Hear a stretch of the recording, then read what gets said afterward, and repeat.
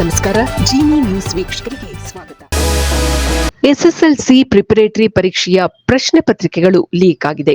ರಾಜ್ಯದ ಎಸ್ಎಸ್ಎಲ್ಸಿ ವಿದ್ಯಾರ್ಥಿಗಳ ಭವಿಷ್ಯದ ಜೊತೆ ಲೀಕಾಸುರರು ಆಟವಾಡುತ್ತಿದ್ದಾರೆ.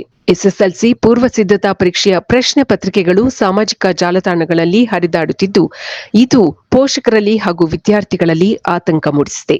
ಕಿಡಿಗೇಡಿಗಳು ಇನ್ಸ್ಟಾಗ್ರಾಂ ಮತ್ತು ಟೆಲಿಗ್ರಾಂಗಳ ಮೂಲಕ ಸಮಾಜ, ವಿಜ್ಞಾನ ಸೇರಿದಂತೆ ವಿವಿಧ ವಿಷಯಗಳ ಪ್ರಶ್ನೆ ಪತ್ರಿಕೆಗಳನ್ನು ಲೀಕ್ ಮಾಡಿದ್ದಾರೆ. ₹30ಯಿಂದ ₹500 ಮಾರಾಟ ಮಾಡಿದ್ದಾರೆ ಎನ್ನುವ ಆರೋಪವೂ ಕೇಳಿಬಂದಿದೆ. ಪರೀಕ್ಷೆ ಆರಂಭಕ್ಕೂ ಮುನ್ನವೇ ಈ ಪತ್ರಿಕೆಗಳು ವೈರಲ್ ಆಗಿವೆ. ಈ ಪ್ರಕರಣ ಹೊರಬರುತ್ತಿದ್ದಂತೆ ಬೆಂಗಳೂರು ಮತ್ತು ಬೆಳಗಾವಿ ಸೇರಿದಂತೆ ವಿವಿಧ ಕಡೆ ಪೊಲೀಸರು ಕಾರ್ಯಾಚರಣೆ ನಡೆಸಿದ್ದಾರೆ. ಮುಖ್ಯೋಪಾಧ್ಯಾಯರು ಹಾಗೂ ಶಿಕ್ಷಕರು ಸೇರಿ ಒಟ್ಟು 8 ಮಂದಿಯನ್ನು ಈಗಾಗಲೇ ಅರೆಸ್ಟ್ ಮಾಡಲಾಗಿದೆ. ತನಿಖೆಯ ವೇಳೆ ಕೆಲವು ವಿದ್ಯಾರ್ಥಿಗಳು ಕೂಡ ಇದರಲ್ಲಿ ಭಾಗಿಯಾಗಿರುವುದು ಬೆಳಕಿಗೆ ಬಂದಿದೆ. ಶಿಕ್ಷಣ ಸಚಿವ ಮಧು ಬಂಗಾರಪ್ಪ ಪ್ರತಿಕ್ರಿಯೆ ನೀಡಿ, ಪ್ರಶ್ನೆ ಪತ್ರಿಕೆ ಸೋರಿಕೆ ಪ್ರಕರಣವನ್ನು ನಾವು ಗಂಭೀರವಾಗಿ ಪರಿಗಣಿಸಿದ್ದೇವೆ ಎಂದು ಹೇಳಿದ್ದಾರೆ. ತಪ್ಪಿತಸ್ಥ ಶಿಕ್ಷಕರು ಅಥವಾ ಅಧಿಕಾರಿಗಳ ಮೇಲೆ ಕಠಿಣ ಕ್ರಮ ಕೈಗೊಳ್ಳಲಾಗುವುದು. ಪ್ರತಿಯೊಂದು ಪ್ರಶ್ನೆ ಪತ್ರಿಕೆಗೂ ಪ್ರತ್ಯೇಕ ಕೋಡ್ ನೀಡಲಾಗಿತ್ತು.